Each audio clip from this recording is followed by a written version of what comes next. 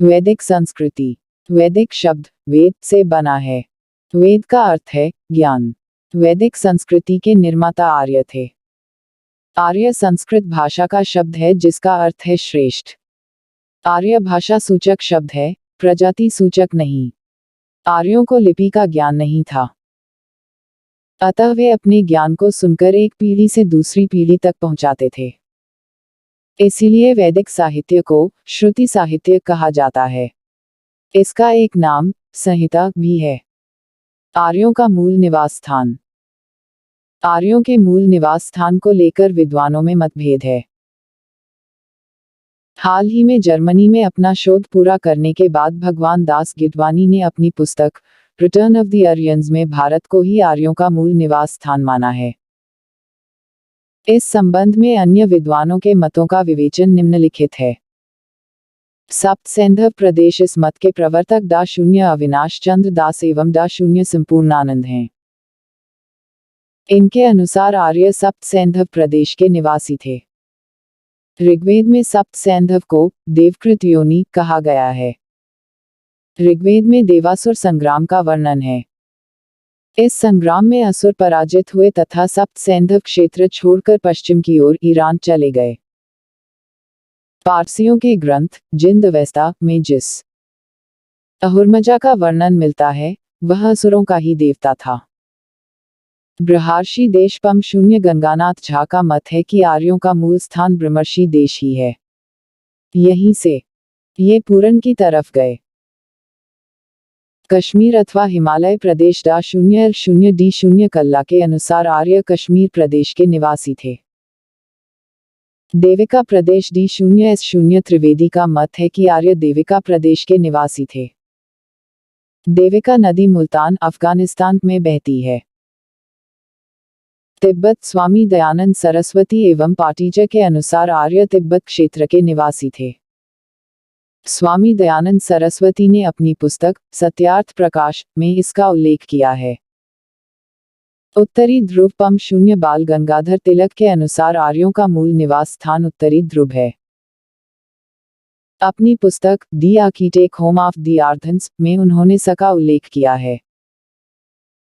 Europe में Hungary अथवा Danube नदी की घाटी इस मत के प्रवर्तक पी शून्य गाइल्स हैं। इन्होंने भाषा विज्ञान के आधार पर तथा भौगोलिक सीमाओं, ज्ञात वनस्पतियों, अनाजों, पशुओं में पाई जाने वाली समानताओं के आधार पर यह निष्कर्ष दिया है। जर्मनी प्रदेश इस मत के प्रवर्तक हट एवं पेन का है। इन्होंने शारीरिक बनावट के आधार पर यह निष्कर्ष दिया है। दक्षिणी रूस यह मत गार्डन चाइल्ड एवं नेहरिंग का है। त्रिपोलजे से 3000 ई0 के मृद्भांड पाए गए हैं। आर्य इस प्रकार के मृद्भांड से परिचित थे। इस आधार पर कहा गया है कि आर्यों का मूल निवास स्थान दक्षिणी रूस में यूक्रेन रहा होगा।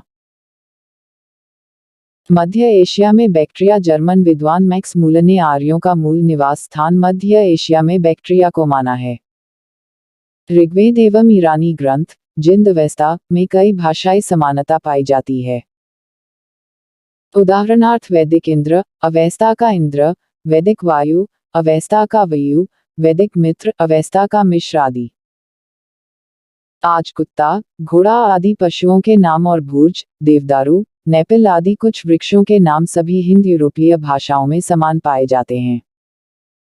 अतः आर्यों का मूल निवास स्थान मध्य एशिया में बैक्ट्रिया अथवा आल्प्स पर्वत के पूर्वी क्षेत्र में यूरेशिया में था। आर्यों के आक्रमण संबंधी विवाद आर्य भारत के निवासी थे या बाहर से आए थे, इस बात को लेकर अब भी विवाद है। कुछ विद्वानों का मत है कि आर्य लोग 1500 ई0 के आसपास भारत में आए थे। मैक्स मूलर के विचार से तो इस घटना का समय 1200 या 1000 ई0 माना जा सकता है। मैक्स मूलर के इस काल निर्धारण का कारण यह था कि वह एक सच्चा ईसाई था और इसलिए सृष्टि की रचना के बारे में बाइबल में दी गई कहानी में अटल विश्वास रखता था,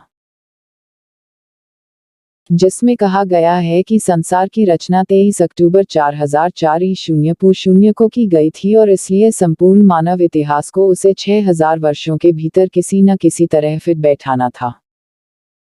बहुत से विद्वानों का मत है कि आर्य लोग मूल रूप से भारत के ही निवासी थे और वे कहीं बाहर से यहाँ नहीं आए थे। इन विद्वानों ने अपने मत के समर्थन में यह तर्क दिया है कि ऐसा पुरातात्विक या जीव वैज्ञानिक साक्ष्य नहीं है जिसके आधार पर यह सिद्ध किया जा सके कि 5000 ईसा पूर्व से 800 बीसी के बीच कोई नया जनसमुदाय यहाँ आया था। इसके अतिरिक्त एक बात यह भी है कि नर कंकालों के जो अवशेष विभिन्न हड़प्पाई स्थलों से प्राप्त हुए हैं वे उसी भौगोलिक क्षेत्र के आधुनिक निवासियों के कंकालों से मिलते जुलते हैं। इतना सब होने के बावजूद आर्यों को कैसे बाहर का निवासी माना गया, इसकी एक रोचक कहानी है। इटली के फ्लोरेंस नगर का एक सौदागर फिलिप्पो सिस्सेत्ती गोवा में 5 वर्ष यानी सन 1583 ईशून्य से 1588 ईशून्य तक रहा। उसने यहाँ संस्कृत का अध्ययन किया और पाया कि संस्कृत और यूरोपीय भाषाओं, विशेषतः लैटिन और ग्रीक में बहुत सी समानताएं हैं। बाद में सर विलियम जोन्स और ईस्ट इंडिया कंपनी की सेवा में रत अन्य अनेक विद्वानों ने इस बात को और आगे प्रतिपादित किया।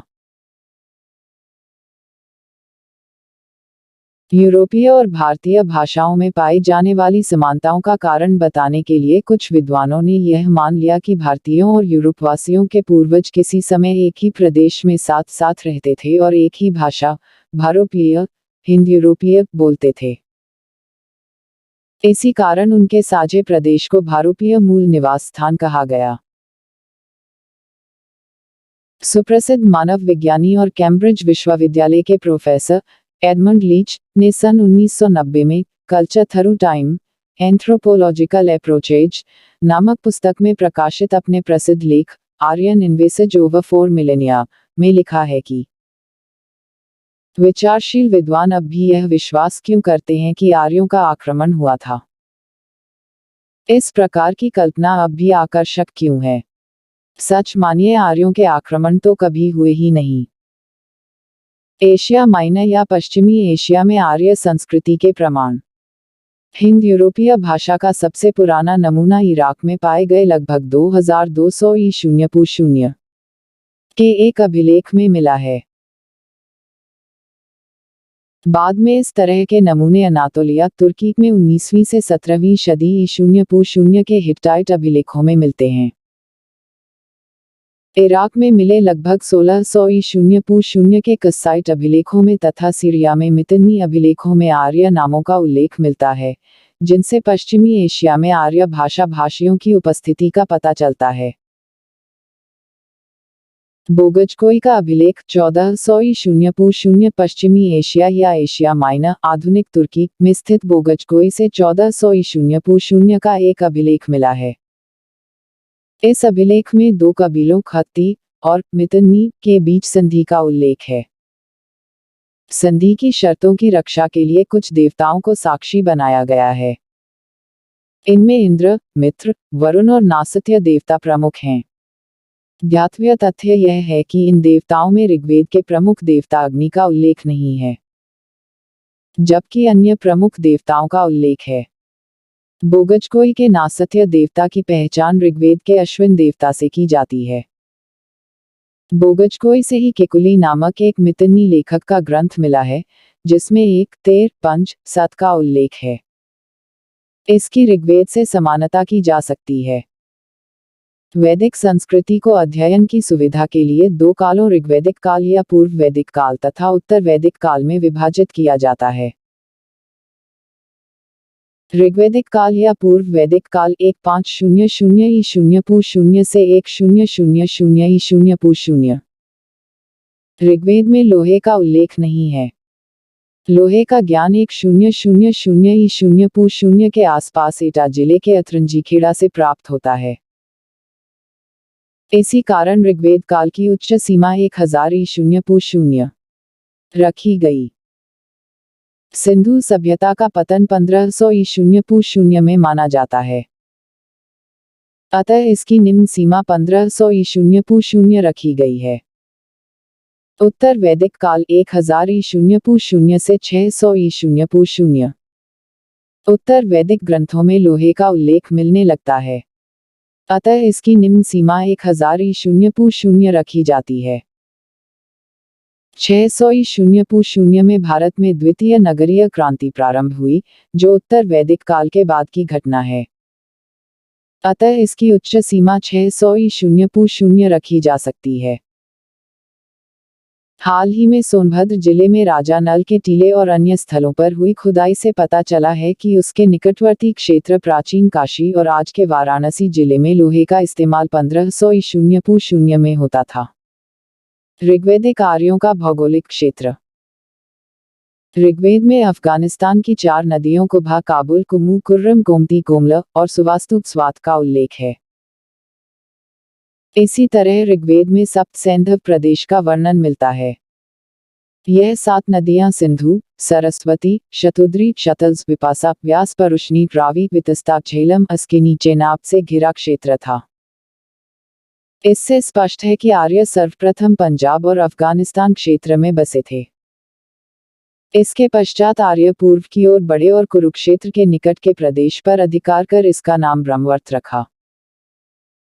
ऋग्वेद में गंगा नदी का 1 बार जबकि यमुना नदी का 3 बार उल्लेख हुआ है। इसी तरह ऋग्वेद में कश्मीर की एक नदी मरुद्रधा का उल्लेख है। ऋग्वेद में हिमालय की एक चोटी मूजवंत का उल्लेख है, जहां से वे सोम प्राप्त करते थे। यह पश्चिमी हिमालय में स्थित था। इस तरह ऋग्वेदिक आर्यों का ज्ञात क्षेत्र पश्चिम में अफगानिस्तान से पूर्व में गंगा के पश्चिमी तट तक और उत्तर में हिमालय से दक्षिण में राजस्थान की उत्तरी सीमा तक था। उत्तर वैदिक आर्यों का भौगोलिक क्षेत्र। उत्तर वैदिक काल में आर्यों के प्रसार का वर्णन शतपथ ब्राह्मण के विदेद माधव की कथा में मिलता है। इसके अनुसार विदेश माधव ने वैश्वानर अग्नि को मुख में धारण किया था। घृत का नाम लेते ही वह अग्नि माधव के मुंह से निकलकर पृथ्वी पर आ पहुंचा। उस समय विदेश माधव सरस्वती के तट पर निवास करते थे। वह अग्नि सब कुछ जलाता हुआ पूर्व दिशा की ओर आगे बढ़ा और उसके पीछे पीछे विदेश मात तथा उनका पुरोहित गौतम राहुगण चला। वह नदियों को जलाता चला गया। अकस्मात वह सदानीरा, वर्तमान बिहार की गंडक नदी को नहीं जला पाया। यही आर्यों की पूर्वी सीमा हो गई। शतपथ ब्राह्मण में रेवा नर्मदा नदी का उल्लेख है। उत्तर वैदिक साहित्यों में त्रिकबुध, कोच, मैनाक आदि पर्वतों का उल्लेख है, जो पूर्वी हिमालय के पड़ते हैं। अतः उत्तर वैदिक काल में आर्यों को संपूर्ण हिमालय की जानकारी हो गई। उत्तर वैदिक साहित्यों में गंगा, यमुना, दोआब, विंध्याचल आदि का भी वर्णन मिलता है। अतः विंध्य प्रदेश को उत्तर वैदिक कालीन संस्कृति की दक्षिणी सीमा माना जा सकता है। ऋग्वैदिक आर्यों ने ब्रह्मवर्त से आगे बढ़कर गंगा, यमुना, दोआब तथा उसके निकट के क्षेत्र पर अधिकार करके उसका नाम ब्रह्मर्षि देश रखा। इसके पश्चात आर्यों ने हिमालय तथा विंध्याचल के मध्य क्षेत्र पर अधिकार करके इसका नाम मध्य देश रखा। कालांतर में आर्यों ने बिहार तथा बंगाल के दक्षिण पूर्व के क्षेत्र पर भी अधिकार कर लिया और इस प्रकार संपूर्ण उत्तरी भारत उनके अधिकार में आ गया, जिसका नाम उन्होंने आर्यावर्त रखा। वैदिक नदियां। वैदिक संहिताओं में कुल 31 नदियों का उल्लेख है, जिनमें से 25 का उल्लेख अकेले ऋग्वेद में है।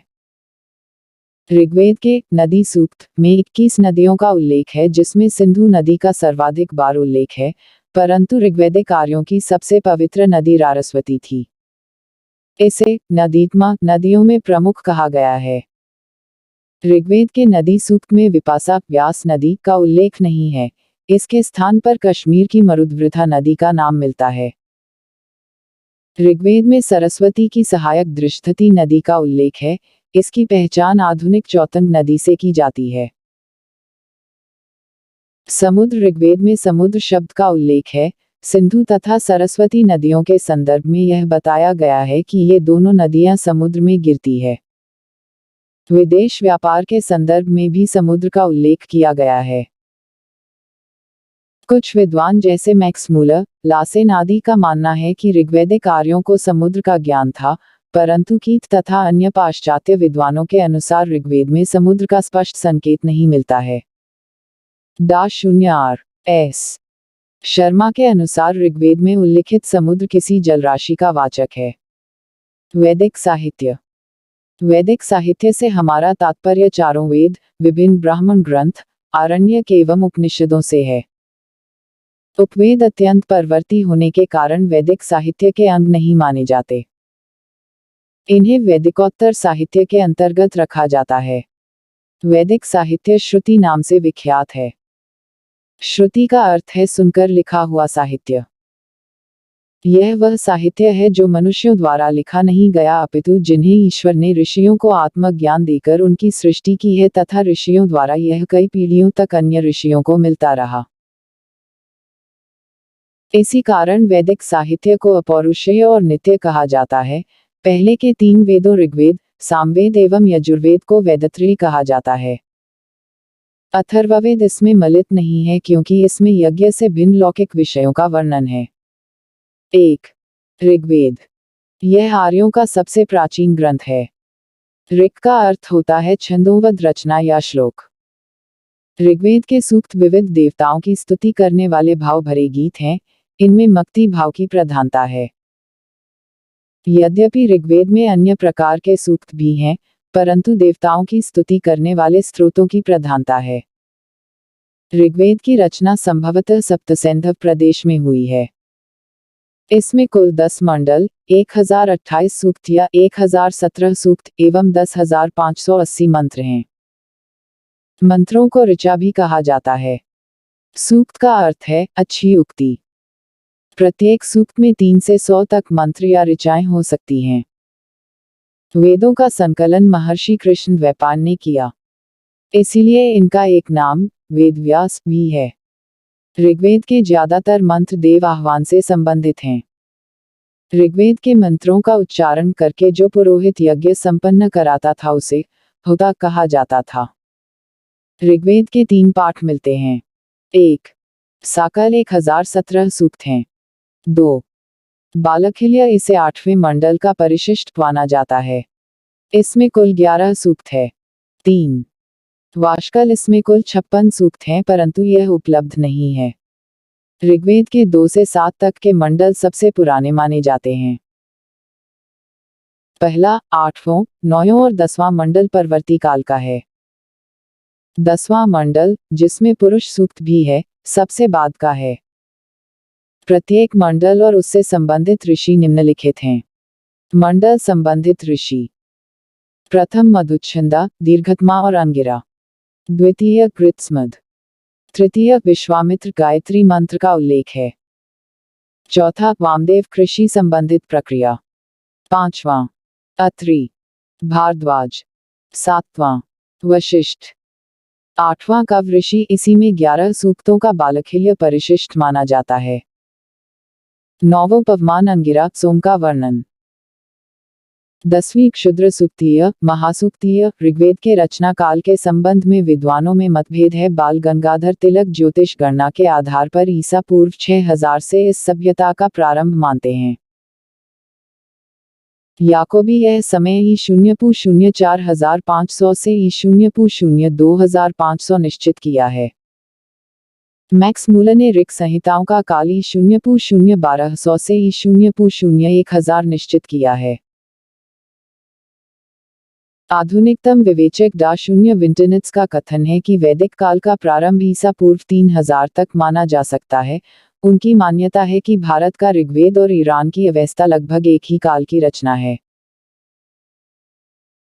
जिस समय वेदों का सृजन हुआ उस समय कोई लेखन प्रणाली प्रचलित नहीं थी। अपने गुरुओं से मंत्रों का श्रवण कर कंठस्थ किया हुआ यह साहित्य लगभग पिछले 3000 वर्षों से यथावत विद्यमान है। इसे आलेखित बहुत बाद में किया गया है। ब्राह्मण ग्रंथ ये वेदों के गद्य भाग हैं जिनके द्वारा वेदों को समझने में सहायता मिलती है। ऋग्वेद के 2 ब्राह्मण हैं, ऐत्रेय तथा कौशिकी। ऐत्रेय ब्राह्मण के संकलनकर्ता महिदास थे। उनकी मां का नाम इत्रा था। ऐत्रा का पुत्र होने के कारण वे महिदास ऐत्रेय कहलाए और उनके द्वारा रचित ब्राह्मण ऐत्रेय ब्राह्मण के नाम से प्रसिद्ध हुआ। इसमें राज्याभिषेक के विभिन्न यज्ञ विधानों का विवेचन मिलता है। इसमें सोमयज्ञ का विस्तृत वर्णन तथा शुनःक्षेप आख्यान है। ऐत्रेय ब्राह्मण में अथाह अनंत जलधि और पृथ्वी को घेरने वाले समुद्र का उल्लेख है। कौशिकी ब्राह्मण के संकलनकर्ता कुशितक ऋषि थे। कौशिकी अथवा शंखान ब्राह्मण में विभिन्न यज्ञों का वर्णन मिलता है। आरण्यक आरण्यक शब्द का अर्थ वन में लिखा जाने वाला और इन्हें वन पुस्तक कहा जाता है। यह जो मुख्यतः जंगलों में रहने वाले सन्यासियों और छात्रों के लिए लिखी गई थी। ये ब्राह्मणों के उपसंहारात्मक अंश अथवा उनके परिशिष्ट हैं। इनमें दार्शनिक सिद्धांतों और रहस्यवाद का वर्णन है। आरण्यक कर्मयोग जो ब्राह्मणों का मुख्य प्रतिपाद्य तथा ज्ञान मार्ग जिसका उपनिषदों में प्रतिपादन किया गया है के बीच सेतु का कार्य करते हैं। ऋग्वेद के दो आरण्यक हैं ऐत्रेय व कौशिकी। उपनिषद उपनिषद शब्द उप और निष धातु से बना है। उप का अर्थ है समीप और निष का अर्थ है बैठना, अर्थात इसमें छात्र गुरु के पास बैठकर ज्ञान सीखता था। ये वेदों के अंतिम भाग हैं, अतः इन्हें वेदांत भी कहा जाता है। कुल उपनिषदों की संख्या 108 है, परंतु 10 उपनिषद ही विशेष महत्व के हैं और इन्हीं पर आदिगुरु शंकराचार्य ने भाष्य लिखा है। वे 10 उपनिषद ईश, केन, कठ, प्रश्न, मुंडक, मांडुक्य, छांदोग्य, बृहदारण्यक, ऐत्रेय एवं तैत्तिरीय हैं। इनमें मुख्यतया आत्मा और ब्रह्म का वर्णन है। ऋग्वेद के दो उपनिषद ऐत्रेय और कौशिकी हैं। 2. सामवेद। साम का अर्थ है गायन। इसमें कुल मंत्रों की मौलिक संख्या 1549 है। इन मंत्रों में इसके मात्र 75 मंत्र ही है, शेष ऋग्वेद से लिए गए हैं, अतः इसे ऋग्वेद से अभिन्न माना जाता है। सामवेद के मंत्रों का गायन करने वाला उद्गाता कहलाता है। सप्तस्वरों का उल्लेख सामवेद में मिलता है, सारेगामा। सामवेद की मुख्यतः 3 शाखाएं हैं, कौथुम, राणायनीय एवं जैमिनीय। ब्राह्मण ग्रंथ सामवेद के मूलतः 2 ब्राह्मण हैं, तांड्य और जैमिनीय। तांड्य ब्राह्मण बहुत बड़ा है, इसीलिए इसे महाब्राह्मण भी कहते हैं। यह 25 अध्यायों में विभक्त है, इसीलिए इसे पंचविश भी कहा जाता है। शविश ब्राह्मण तांड्य ब्राह्मण के परिशिष्ट के रूप में है, इसे अद्भुत ब्राह्मण भी कहते हैं। जैमिनीय ब्राह्मण में याज्ञिक कर्मकांड का वर्णन है। आरण्यक इसके 2 आरण्यक हैं, जैमिनीय आरण्यक व छांदोग्यारण्यक। उपनिषद सामवेद के 2 उपनिषद हैं, छांदोग्य उपनिषद एवं जैमिनीय उपनिषद। छांदोग्य उपनिषद सबसे प्राचीन उपनिषद माना जाता है। देवकी पुत्र कृष्ण का सर्वप्रथम उल्लेख इसी में है। इसमें प्रथम 3 आश्रमों तथा ब्रह्म एवं आत्मा की अभिन्नता के विषय में उद्दालक आरुणि एवं उनके पुत्र श्वेतकेतु के बीच विख्यात संवाद का वर्णन है। 3. यजुर्वेद। यह एक कर्मकांडीय वेद है। इसमें विभिन्न यज्ञों से संबंधित अनुष्ठान विधियों का उल्लेख है। यह वेद गद्य एवं पद्य दोनों में रचित है। यह 40 अध्यायों में विभाजित है। इसमें कुल 1990 मंत्र संकलित है। यजुर्वेद के कर्मकांडों को संपन्न कराने वाले पुरोहित को अध्वर्यु कहा जाता है। यजुर्वेद की 2 शाखाएं हैं, शुक्ल यजुर्वेद और कृष्ण यजुर्वेद। शुक्ल यजुर्वेद को वाजस्नेयी संहिता भी कहते हैं। इसकी 2 शाखाएं कान्वर और माध्यदिन हैं। अधिकांश विद्वान शुक्ल यजुर्वेद को ही वास्तविक वेद मानते हैं। कृष्ण यजुर्वेद की 4 शाखाएं हैं, काठक संहिता, कपिष्ठल संहिता, मैत्रेयी संहिता और तैत्तिरीय संहिता। कृष्ण यजुर्वेद में मंत्रों की व्याख्या गद्य रूप में मिलती है। ब्राह्मण ग्रन्थ शुक्ल यजुर्वेद का केवल एक ब्राह्मण ग्रंथ शतपथ ब्राह्मण है। यह सबसे प्राचीन तथा सबसे बड़ा ब्राह्मण माना जाता है। इसके लेखक महर्षि याज्ञवल्क्य हैं। शतपथ ब्राह्मण में जल प्लावन कथा, पुनर्जन्म का सिद्धांत, पुरुरवा उर्वशी आख्यान, रामकथा तथा अश्विन कुमार द्वारा च्यवन ऋषि को यौवन दान का वर्णन है। कृष्ण यजुर्वेद के ब्राह्मण का नाम तैत्तिरीय ब्राह्मण है। आरण्यक यजुर्वेद के आरण्यक, बृहदारण्यक, तैत्तिरीय और शतपथ हैं। उपनिषद यजुर्वेद के उपनिषद बृहदारण्यक उपनिषद, कठोपनिषद, ईशोपनिषद, श्वेताश्वतर उपनिषद, मैत्रायण उपनिषद एवं महानारायण उपनिषद हैं। बृहदारण्यक उपनिषद में याज्ञवल्क्य गागी का प्रसिद्ध संवाद, तैत्तिरीय उपनिषद में अधिक अन्न उपजाओ एवं कठोपनिषद में यम और नचिकेता के बीच प्रसिद्ध संवाद का वर्णन है। इस उपनिषद में आत्मा को पुरुष कहा गया है। 4. अथर्ववेद अथवा ऋषि के नाम पर इस वेद का नाम अथर्ववेद पड़ा। अंगिरस ऋषि के नाम पर इसका एक नाम अथवांगिरस भी पड़ गया। अथर्व शब्द अथ एवं वाणी शब्दों के संयोजन से बना है। इसका तात्पर्य है जादू टोना। कुछ विद्वान अथर्वन का वास्तविक अभिप्राय अग्नि उद्बोधन करने वाला पुरोहित मानते हैं।